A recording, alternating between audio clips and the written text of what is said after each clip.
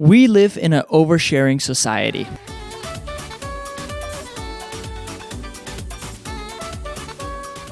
Today, we see more and more people trying to make it on the internet, kind of like me. I'm one of those guys. No, we see more and more people who are actively trying to make it on the internet to get their 15 minutes of fame, to get them the stardom that they need, to get the stardom that they crave and the stardom that they need. The problem is, though, because we live in a society where everyone has the ability to do that, there's also a lot of people that don't know what to post and what to do. Amazing example of this would be a YouTuber from my country, where she basically changes her brand every other week because she by accident got like 80,000 subscribers, and now nobody cares about her anymore because she's unfortunately just not that interesting, and she's a fashion YouTuber, but she really doesn't have that good sense of style. But that's not what I want to talk about. Today we live in a society where a lot of people, they think that they have what it takes to make it out there. And an easy way to make sure to get a bunch of clicks and a bunch of likes and a bunch of follows is if you show trauma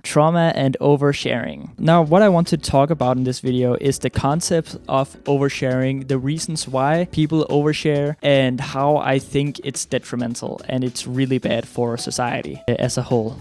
No relation to the Joker. So when I talk about getting clout, what I mean is people, their entire brands is of them either not talking about trauma, but showing people trauma. Or a great example would be this video up here, where it's a woman who says, "What's up, Riri?" while she looks great. And then the second clip is of her crying her eyes out. Now, what does that video actually tell us? It tells us that she used to be happy, and then something happened, and now she's crying her eyes out. For me personally, it doesn't mean anything because I don't know this person. But I think a lot of the time that these people, they do this stuff because it drives a lot of engagement. They get a lot of people who are empathetic. They're like, "Oh my God, what happened? You look so beautiful," and "Oh my God, baby, you're so pretty, and what happened? Oh my God, you shouldn't be sad." And what I mean about defining this is that it's not really a brand that's sustainable. Like, she obviously is trying to get clicks, and she's trying to get people to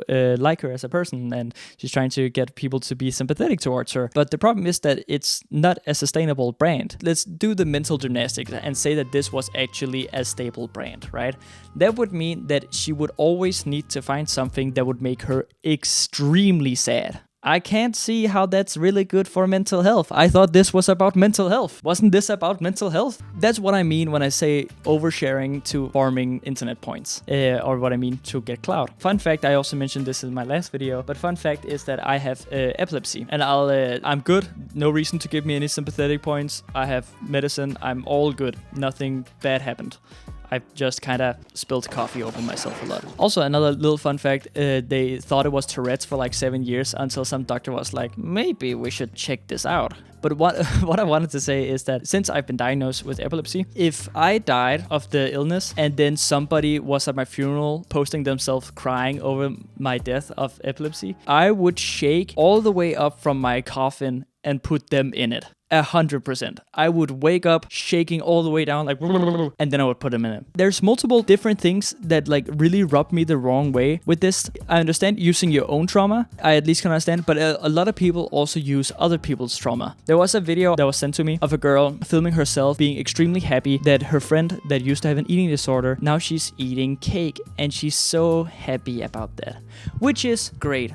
Very happy for the girl that she overcome her eating disorder. Now I'm gonna be the boogeyman. I'm pretty sure that having an eating disorder has roughly a 40 to 60% fail rate that they go back to having an eating disorder. So if you have an eating disorder and you're doing really well, there is a high chance that you'll go back to having an eating disorder. Now, I don't know these people. I don't know them. Maybe they talked about it. Maybe she was happy about it. But there's also a chance that she didn't know about it. Then you have this friend who is filming her in her entire body eating cake. She could potentially watch that video and then go directly back to having an eating disorder, because having an eating disorder is such a thin line between being all good and being really bad. And a lot of people, they go directly back to having an eating disorder. So in that sense, that's just like plain out dangerous. You should not be doing that like at all. And she can have her little 150,000 likes and comments being like, "Oh my God, I'm so proud of you, sister. You're doing so great." But at the end of the day, that's just really dangerous. And please don't do that.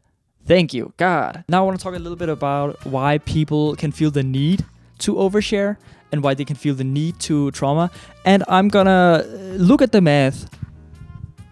It gives them money. It gives them money and it gives them fame. And that's what a lot of insecure people really want. Thank you. I think a lot of people, they overshare because it's a type of way to get validation of what it is that you're going through. There's this woman, I'm pretty sure, I've got to have it here if I say something incorrect. There's this woman where her entire brand, she's like huge on TikTok, and her entire brand is that her husband died an awful tragic death a couple years ago. I think that the reason why she does that is to get validation. I also think there's like a slight narcissism in it, but I think it's a way to get validation, a way to get empathy, and a way to get sympathy. It's a way for her to like let out her feelings and let's be open about talking about this. But I think when you put it in a way where it's the main factor is for you to farm points, then it's just you being like, hey guys, I'm a huge narcissist. Yeah, my husband's death was very tragic. That's why I need 1 million likes and comments, and then I'll post more about his awful death. That's fucking insane. I also saw a video of that one, and I have to reiterate this,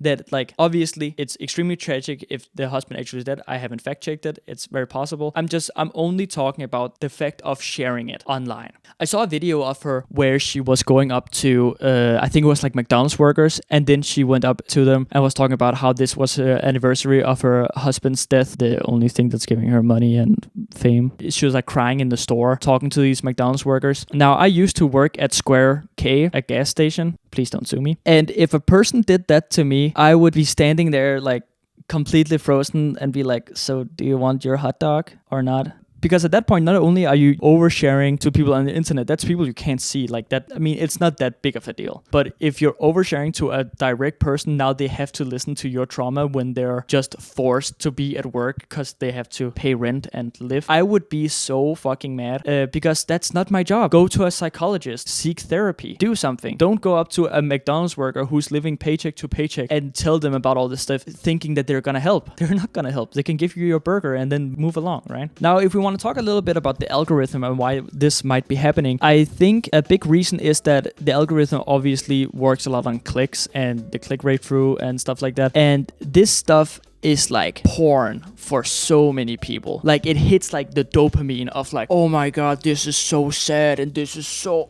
bad. I love this girl, man. She should just power through it, man. I'm with you, brother. I'm with you. I don't know why I turned into that fucking wrestler. I'm with you, brother. It generates a lot of clicks, and it's something, if it's vague enough, then you can make like 1 million videos on it, and people want to like learn about the story and like, oh my god, what happened and what's happening with this girl's life, because people love drama. I love drama, right? Like my wife loves to watch those reality shows, and I'm always standing. I'll show you directly what is happening. She's sitting here on the couch where I'm sitting, and then I'll be coming home. This is me going inside the door. What are you watching? Love is Blind? Oh, that's such a stupid show. And then in the next 45 minutes, I'll be inching closer and closer to the couch until at one point I'll be sitting here and be like, I can't believe Just said that. Did Just really say that? And then what with Sarah? Oh my god. You know, people get drawn into these like dramas so fucking fast, and I love it, right? I really do love reality. I like the meme of me hating it, but I really truly do love reality. Like Oversharing is a type of reality show, but it's kind of like more personalized because there's not a producer trying to make the drama. It's just some person giving you the drama just directly on your phone, which is amazing, right? You can get all the little dopamine, like, oh my god, this is so crazy. This is something my teacher said to me when I was in middle school. And there was like a reason why people love reality is a way to, that they can see that, oh my god, my life is so much better because at least I'm not that person. And I think that also drives a lot of clicks to people being like, oh my god, this happened to this person, that's so awful. At least it wasn't me. And then there's also the whole cult of like mental health healing. And I don't want to dwell too much into that because that's a real difficult topic and I don't know too much about it. But what I do know about it is that a lot of these people that tend to talk about mental health and really be out there and open about trauma and all that stuff, it's usually just projecting. It's usually people lying to you on the internet. Like, oh, you just need to be a girl boss, all this trauma and all that stuff, you can just forget it. Just heal your inner child. What does it mean? It doesn't mean anything. Healing my inner child? Oh yeah, fucking my inner child was playing World of Warcraft for 15 hours every single day. Is that what I should do? I should drop my entire life just to play World of Warcraft for 15 hours every single day again to heal my inner child? It's not fucking happening. Another tangent for another video. And this is also a completely different thing. It's still in the same vein of why I think it's a bad idea to overshare. But I also think a way of oversharing can be really detrimental for a lot of people's mental health. I already talked a little bit about the stability of even that job, because let's say that you actually start working with it and getting money from it, then you will continuously have to always have trauma you can share, unless you like rebrand, I don't know, getting help from the stars or something like that. I think that it cannot be healthy for you to always be sharing your trauma. If you have to relive it all the time because that's the only way you can make money, I cannot see how that can be healthy for you. And you might be getting empathy on the internet, right? And stuff like that. But at the end of the day, like, you're still thinking about the same trauma. I have a lot of shit that I thought about in my life, right? And at 0 point, there's a time where I was like, okay, I'm really crying right now. Let me put up my camera and my entire setup so I can make a really nice shot, do my makeup, and then sit on the bed and then cry and scream for 7 seconds and then post it. That whole thought is so insane to me. Like, you're sitting there, you're really sad, and then you spend like 20 minutes to put up your entire setup and then film yourself crying so you can post it online. First of all, I don't think that can be healthy. And second of all, that's insane person behavior. Like, if you're truly that sad, I don't think at any point you would have the thought of, let me film this so I can get clout from it at least. So I think authenticity and performance also is a very thin line that I would say 99% of the people who overshare like their traumas online or other people's traumas are like performance art, like some type of like surreal performance in like a theater. Because if you really think about it, a person is crying so hard that at one point they think, I'm gonna film this so I can help other people, right? They're not helping anyone, bro. We know you're not helping anyone. You're helping yourself by getting fucking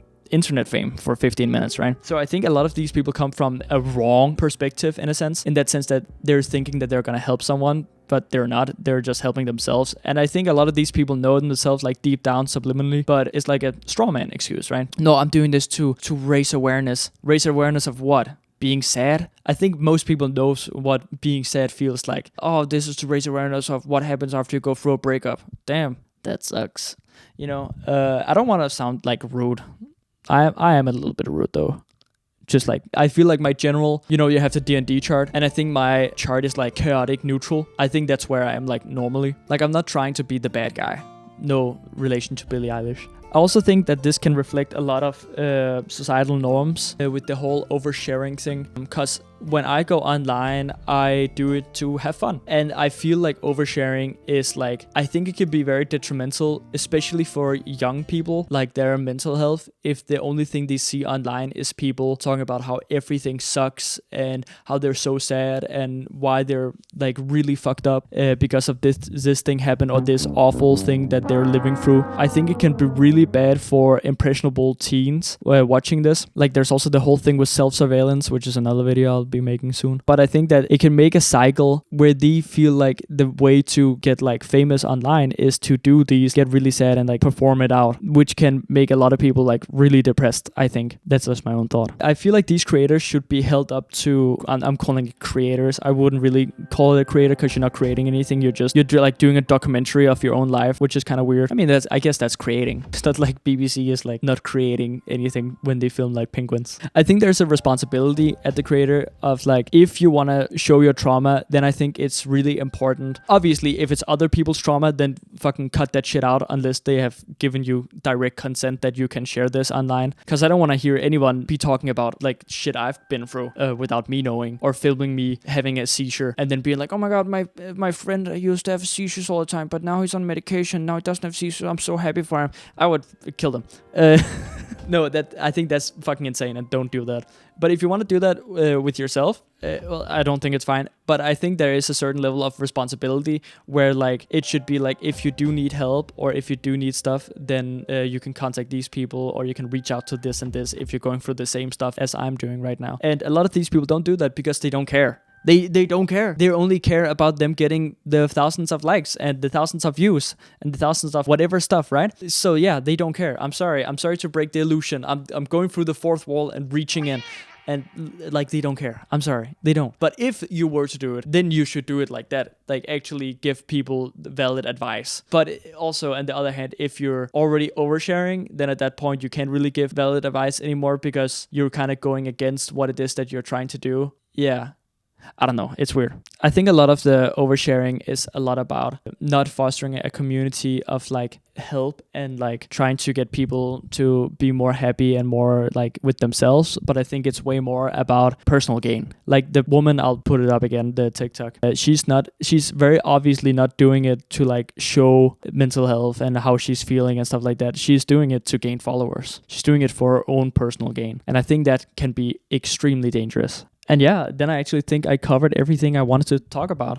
I don't want all my videos to be like really sad and stuff like that. I want to touch on subjects that I find really interesting and then talk about it. But the problem is I think most of the stuff I find interesting is like kind of sad stuff. So I don't want my videos to be too sad.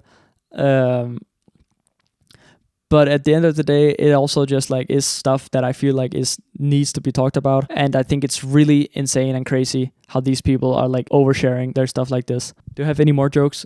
Do you have a joke? A thing I completely forgot about, right? So talking about like the analytics and like how the social media works. A couple years ago, it was really big that there was be like in India or something like that. Then a dog would be stuck in a bike. And you know, that's obviously really sad. And then there would be a video where some dudes helped the dog. But then after 50 videos of the same dog getting in dangerous situations, then at one point you have to say that how come this dog always in the same dangerous situation? It's kind of like your stepsister, right? You know, the first time she got stuck in the laundry, you might say, oh, that was an accident, right? The 50th time, you might think that something is up. And that was really big on YouTube a couple years ago. It probably still is, to be honest. I haven't checked because I think it's vile. And the reason why it's so big is because people give it attention. If these creators were out there showing their trauma and talking about their trauma and all the time like being really sad, if people just stop caring, like I don't really care that much, so I don't watch that type of content. But I think a lot of people use it as like a dopamine trigger, like, oh my god, this is so interesting and this is so... If people stop doing that, then I think we would really fast see a decline of those videos. Again, with the dog videos in mind, if people stopped giving that attention, then the algorithm wouldn't try to promote it because they would know that it's not working. I don't have that much more to say. Please let me know in the comments what you think about this. I think it's a super interesting thing to talk about, and I'd love to hear your thoughts about it. And obviously, I'll say this now, if I didn't say it earlier, all these people I've put in the video and the videos that I'm talking about, I'm sure that they're probably really sad and they have had some type of like reason to do it. I just think it's, and they're probably really nice people. I just think that the second you put something on the internet, you're also opening up for criticism. And that's what I do a lot. Like I'm doing with here, right? Like if you if you're gonna write a comment saying like, hey man, I think I disagree with you because this and this and this, I'm all ears. It's just important to be nice about it, right? I don't want any bullying. I don't want you guys to find these people and start like harassing them or anything like that. I just think it's a really interesting phenomenon. By the way, great fucking word, right? Phenomenon. It's a really interesting phenomenon that I think is really fun to talk about.